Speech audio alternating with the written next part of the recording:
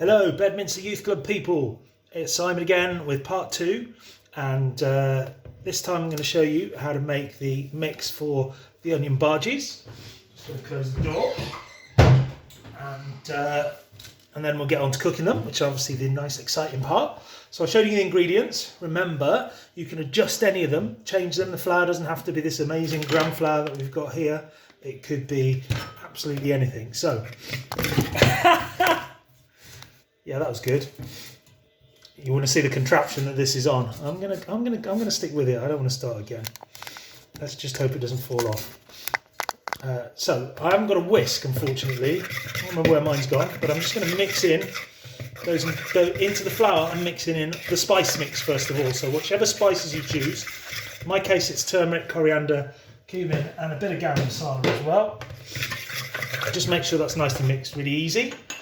You can then pop in your bit of water. Now what you're looking for is a little bit of batter. So your nice, fairly runny batter. So it'll start to come together. Gram flour is amazing. It doesn't tend to lump up very much. If you add the water gently, you should get quite a nice, quite thick batter to start with. And then you want to keep it moving. Add a bit more water until that thins out. Obviously you've got no binding agent in here. With things like this, quite often you use an egg to make it all stick together. And because this gram flour is quite thick and made of ground down chickpeas, it should hold together quite nicely when you fry stuff. You can see even with just a fork, it's not that lumpy. It's quite nice. It's got a lovely sort of yellowy orangey colour and a bit of brown from your garam masala and your cumin in there. And then chuck in your other bits, a bit of garlic and ginger. I'm not going to go too crazy on that because that's quite a lot for the small amount of bhaji we've got. I'm not a big believer in weighing things out, which can have its problems, but with the gram flour, if you did want to weigh it out, or any flour, we're putting in about 50 grams of flour, and maybe half a clove of garlic, and a piece of ginger about the same size as your thumb. Little ginger tip, you want to peel it, use a spoon, really good, just spoon off the edges. And then some cumin seeds. Pop your cumin seeds in. I like them, so I'm going to go for nearly the whole lot. Mix those in, and definitely chilli flakes. I know a lot of you on Tuesday in particular love your chilli, dying to try something with a bit of heat in, so I'll mix around my chilli flakes as well. And finally, a little bit of salt and your little spoon of bicarbonate of soda that we had before, which gives it just that little bit of puff. As it mixes with the water, it will start to just puff out a little bit, especially when it cooks as well. So give that a good mix in a bowl. See how quick that was? Didn't take long at all.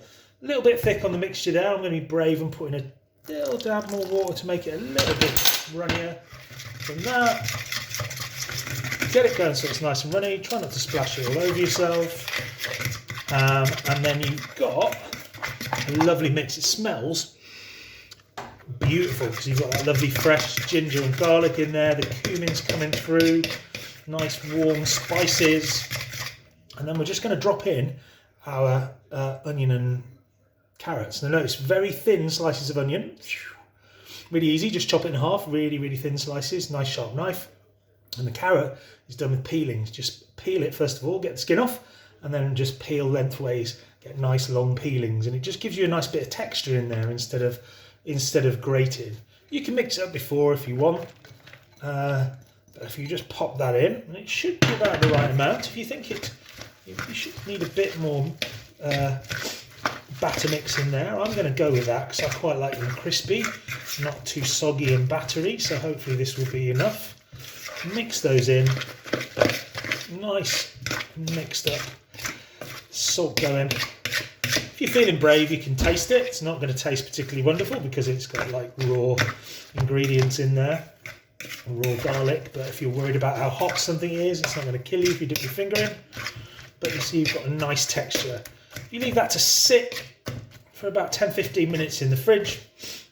All those flavours are going to come together and you're going to be able to ball it up to make your little bhajis. Okay, see you shortly for part 3.